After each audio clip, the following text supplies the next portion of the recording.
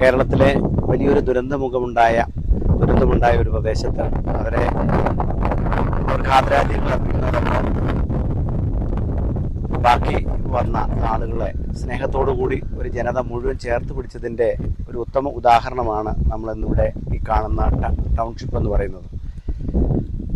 മനുഷ്യൻ്റെ ഏറ്റവും പ്രധാനപ്പെട്ട ആവശ്യമായ വസ്ത്രവും പാർപ്പിടവും ഒക്കെ ഒരു ജനതയുടെ ഒന്നായിട്ടുള്ള കൂട്ടായ്മയുടെയും സ്നേഹത്തിൻ്റെയും അതിന് നേതൃത്വം കൊടുക്കുന്ന ഒരു ഗവൺമെൻറ്റിൻ്റെയും അതിന് നേതൃത്വം കൊടുക്കുന്ന ഒരു മുഖ്യമന്ത്രിയുടെയും ഇച്ഛാശക്തിയുടെ ഒരു പ്രതിഫലനം വളരെ വേഗത്തിൽ എല്ലാവിധ ആധുനിക സൗകര്യങ്ങളോടും കൂടിയ ഒരു ഭവനവും അതേപോലെ തന്നെ ആധുനികമായിട്ടുള്ള എല്ലാ ആശുപത്രിയും അതേപോലെ വിദ്യാഭ്യാസ സ്ഥാപനങ്ങളും അതുപോലെ ടർഫ് അടക്കമുള്ള കളിസ്ഥലം അടക്കമുള്ള എല്ലാവിധ സൗകര്യങ്ങളോടും കൂടിയിട്ട് ഒരു ജനതയെ ചേർത്ത് പിടിച്ചതിൻ്റെ ഏറ്റവും ഉത്തമ ഉദാഹരണം, ലോകത്തിന് തന്നെ മാതൃകയാകത്തക്ക രീതിയിൽ കേരളത്തെ മറ്റ് ലോകത്തിൻ്റെ ഉന്നതിയിലേക്ക് നയിക്കാൻ തക്ക ഇച്ഛാശക്തിയോടുകൂടി പ്രവർത്തിച്ച എല്ലാ ആളുകളെയും, പ്രത്യേകിച്ച് ഗവൺമെൻറ്റിനെയും അതിന് നേതൃത്വം കൊടുത്തവരെയും ഒക്കെ അഭിനന്ദിക്കുന്നു. ഇത് വന്ന് കാണുമ്പോൾ ഓരോ ഭവനത്തെയും അവർ ഉൾക്കൊണ്ടുകൊണ്ട് ആ ഓരോ ആളുകളുടെയും ആവശ്യങ്ങൾ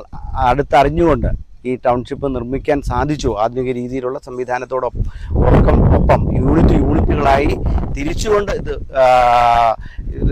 നിർമ്മിക്കാൻ സാധിച്ചു എന്നുള്ളത് വളരെ ശ്ലാഘനീയമായ ഒരു കാര്യമാണ്.